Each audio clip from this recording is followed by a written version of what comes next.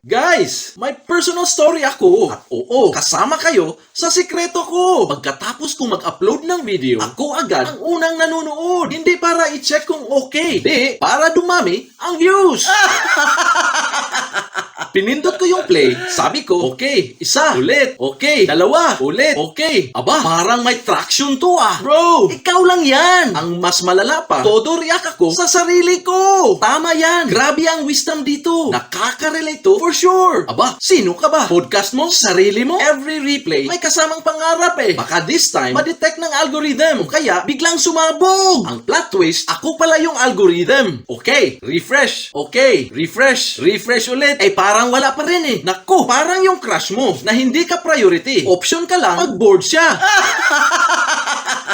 Pero okay lang kasi at least alam ko loyal ang audience ko. Kahit anong mangyari, hindi ko in-skip sarili ko at hindi ko in-skip ang mga ads kasi alam ko ako mismo yung ads. So, ayun na nga, replay ulit para sa growth, para sa manifesting at para sa sarili kong sinungaling. Follow for more!